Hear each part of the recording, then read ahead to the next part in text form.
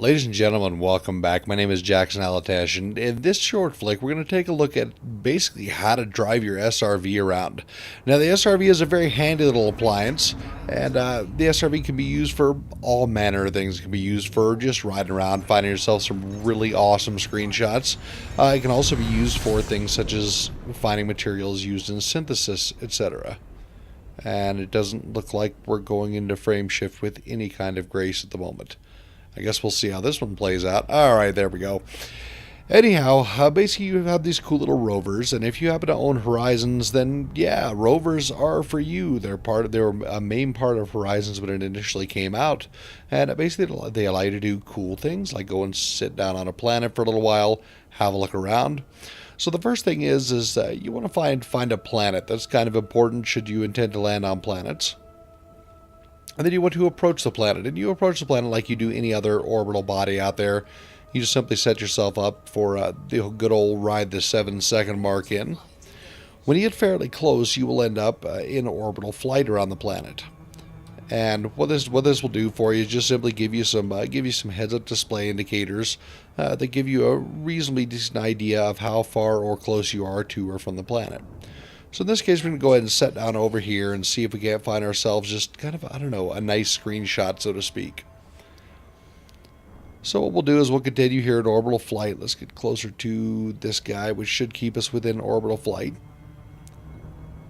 And as you'll see, our speed is increasing, which is pretty handy. Alright, we'll go ahead and set down right about here-ish.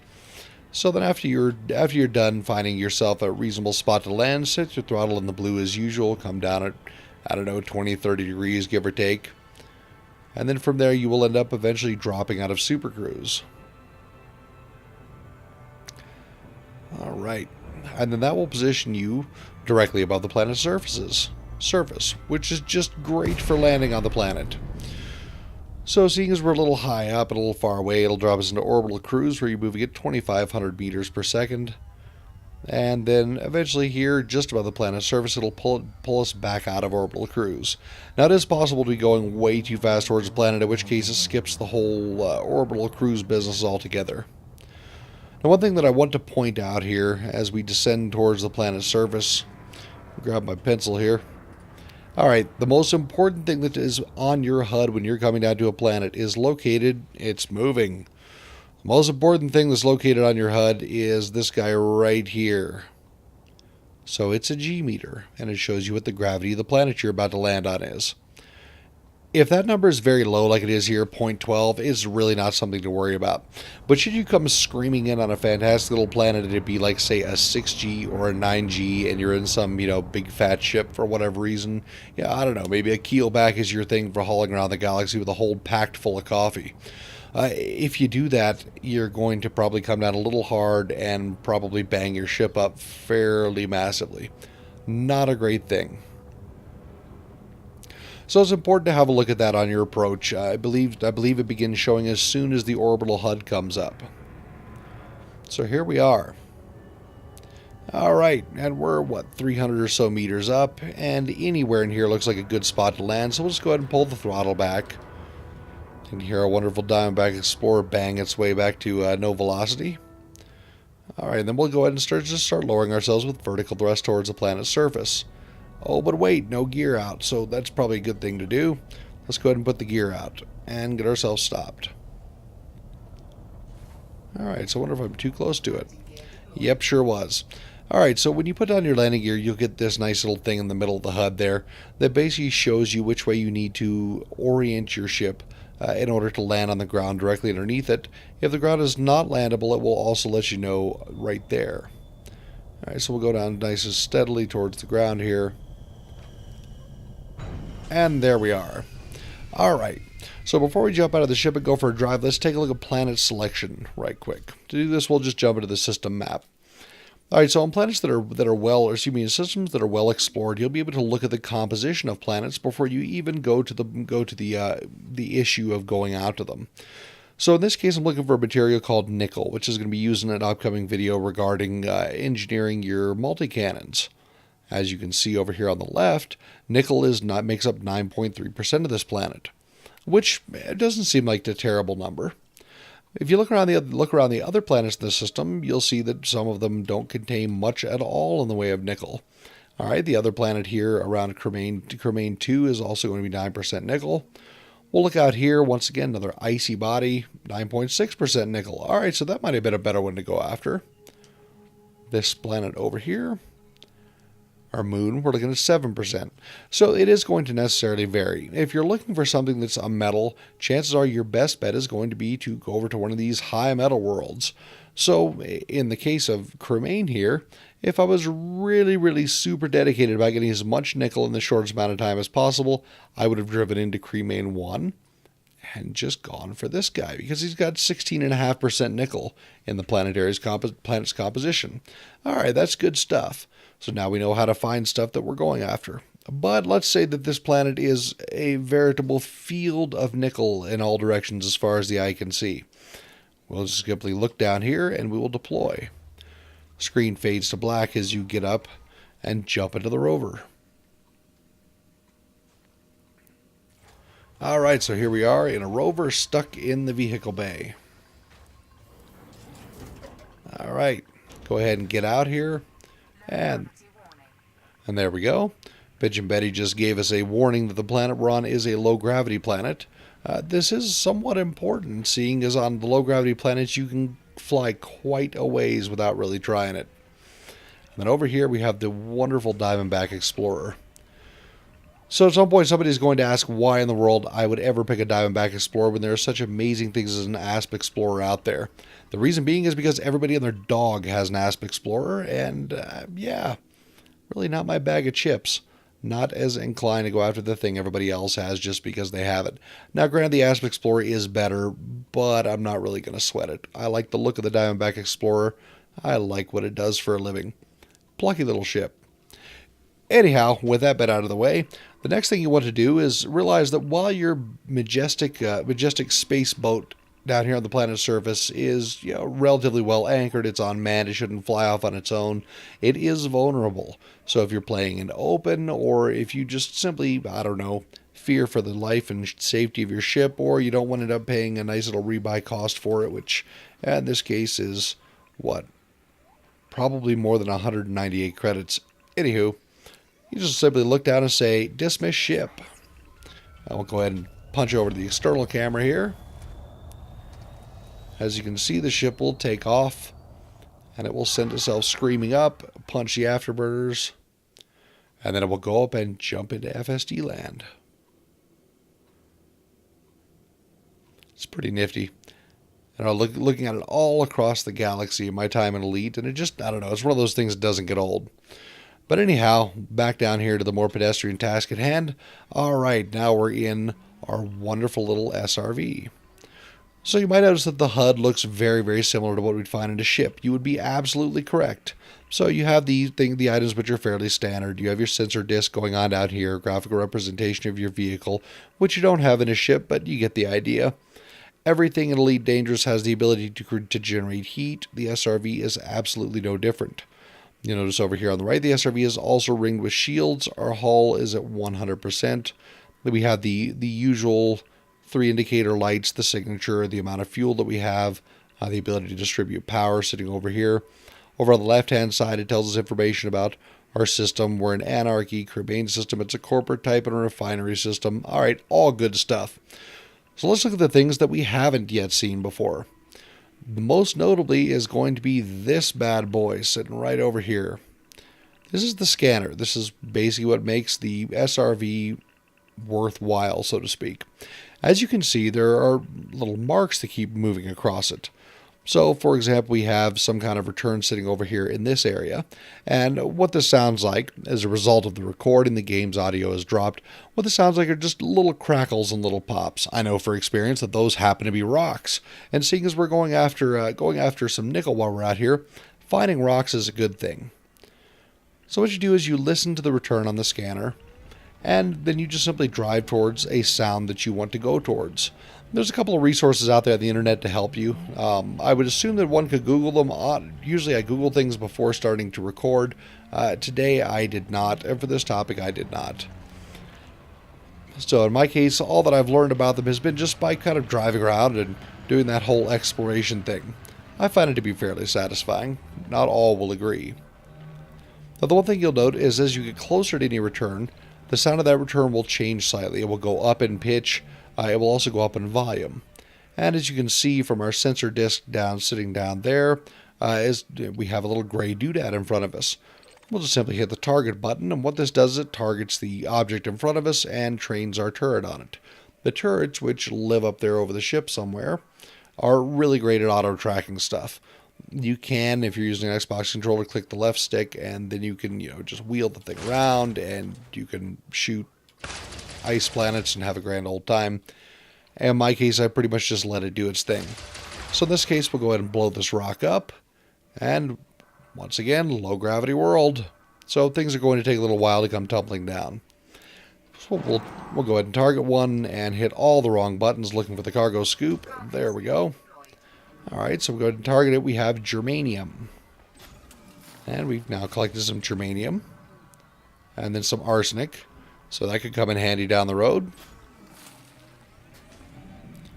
And then also some nickel, which is what we came here for, but weren't necessarily expecting to see that quick. Alright, so that's all good and fine as far as finding rocks are concerned. They all sound about the same. However, over here, we have what sounds like what may be cargo. Alright, so we're going to go tearing off in this direction for a little while. Now, one thing to note is that on the low gravity worlds, rocks will bounce you all over the place. You can go sailing, through the air with the greatest of ease on some of them. And eventually you'll hit a rock like that, and the voice will say your chassis integrity has been compromised. The one important factor is just try not to die. So these things are a great amount of fun to drive, though, especially on low gravity worlds. Alright, so we have a nice little return. Okay, so what we have here is a mesoderite. Go ahead and break it up. And we'll go ahead and collect the items which are popping out of it.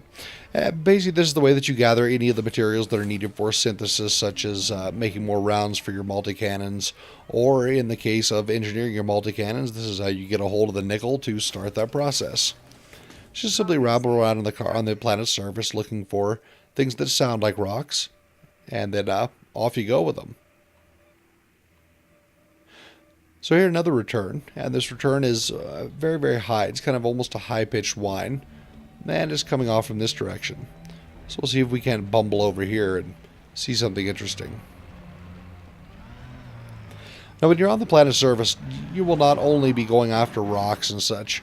You'll also be looking around and finding yourself crashed escape pods, crashed ships, in some cases little mining areas, archaeology sites, etc.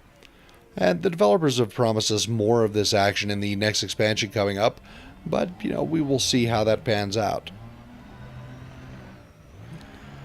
So one thing about low gravity worlds is if there's any surface undulations, they're just all kinds of bumpy. But if you put all your pips on your engines, you can fly for quite a while using the boosters on it. It's kind of an important thing to not hit the ground so hard that you go tumbling and lose your way to your return, etc. Alright, we're getting fairly close to whatever it is that's making that nice streak 2/3 of the way up the scanner. As far as the worlds and driving on them is concerned, I think probably the most fun ones to drive on just for, smiles and having a grand old time are these delightful low gravity worlds. Because you bounce all over the place, you can fly a long ways with your jump jets. So it just, all in all it works. It's almost like having a little miniature helicopter. Just don't want to land too hard and break the wheels off the thing, or, end up rolling, or get yourself all bashed up. Alright, so now we're getting fairly close to this whole high-pitched whistle. I'm guessing it'll be right over this ridge up here. Or maybe even before the ridge. Alright.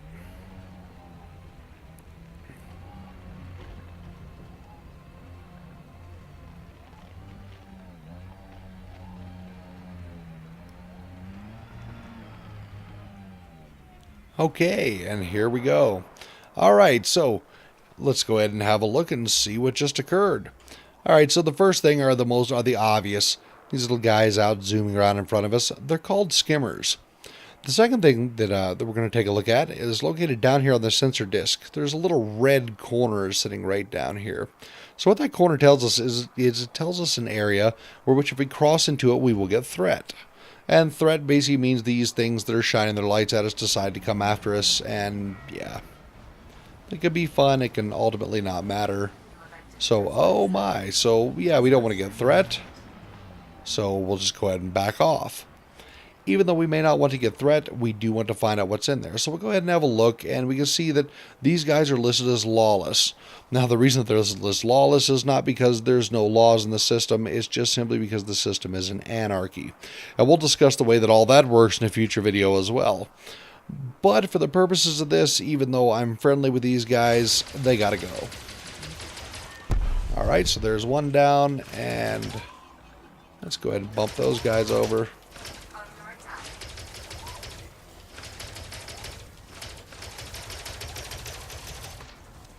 And skimmers can be a pain. In some cases, you'll shoot at them and they won't even, I don't know. Ooh, shields down. There we go. In some cases, you shoot at them and they don't even care that you're there. They just kind of, I don't know, hang out, so to speak. And in other cases, you'll shoot at one and the whole mess will turn on you. It's all just fairly variable. So then the question is, what prize did we manage to get a hold of? All right. So we've entered the trespass zone. I don't really care because there's really not much else around that can come after us. Anyhow, so we can see we have a canister of pyrophyllite. We have another one of platinum, then beryllium.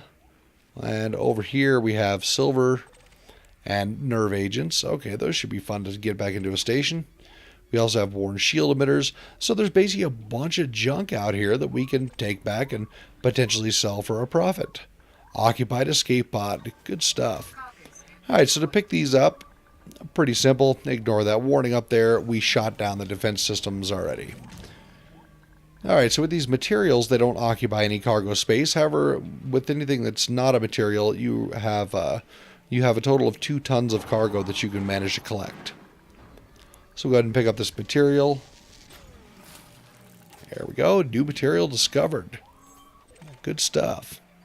Alright, and then we'll go over here. We'll jump this piece of trash. I'll go ahead and grab this pod as well. Alright, so the cargo bay is full. And cargo scuba is back up. Alright, so what we want to do is we want to dump this in the ship and then come back and get some more. So we'll ask it to recall the ship.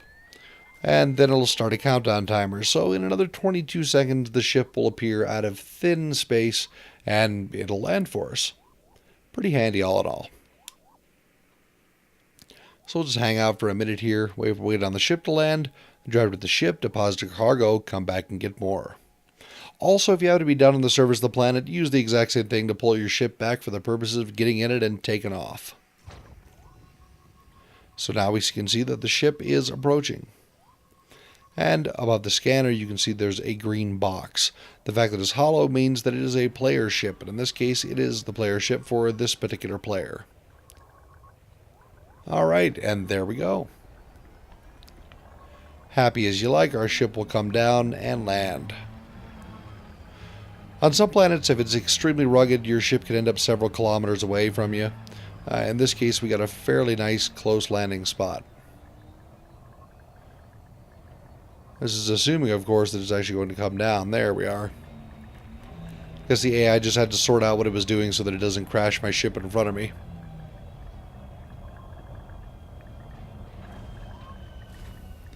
Alright, good stuff. So as we get closer, our turret will automatically store itself. And then we can just pull up underneath the bay. When the board ship light comes on, bring yourself to a stop, look down and say transfer cargo. Transfer that, and we'll transfer this guy. Transfer. Alright, so we now have no cargo in the rover. So what this means is that we can go find our initial tracks, and we can go back and we can grab another couple canisters, and then we'll go ahead and take off. Alright. So follow our little tracks back here after sliding around on this Martian surface. Sliding all over the place. Alright. So I'm pretty sure that the nerve agents are illegal. So we are absolutely going to pick up the nerve agents. Where did they go? Alright, so there's this guy. There we go, nerve agents. We'll scoop these guys. Alright, now our cargo bay is full, so back to the ship. And I think we'll just leave it at there for this planet. If you get stuck on something, that's what you have jump jets for. Just lift yourself off of it. Go and hover off. On a high G world, it can be problematic. Self-destructing on the rover is a monumental pain. Not because anything but specific happens, but I don't know. I personally find it rather frustrating. Anyhow, off we go back to our fantastic little ship here.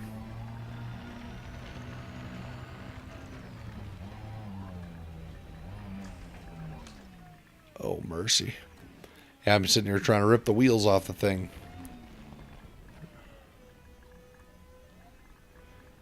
Alright, so now that we've returned to the ship, we get rid of the board ship light comes on, and we will say board ship. Then our rover here will fold itself up, go back into the bay, and then once again the screen will fade to black as we get back in the driver's seat. Alright, so now if we go over here and we look at our inventory, we can see that we have all kinds of cool stuff. So, yeah, that's a basic example of how to use the rover. And then when you're done roving about the planet, you hold vertical thrust till the drives come online, and up and off you go. So I hope this video has been fairly helpful, at least showing you how to get down to the surface of a planet and mess around from there. If I've missed anything significant or you'd like to see anything specific done with the rover, by all means let me know in the video's comments, and we'll just simply go from there. As always, thanks for watching. I appreciate the views, and if you're new around, feel free to both like and subscribe. Thank you very much, and fly safe.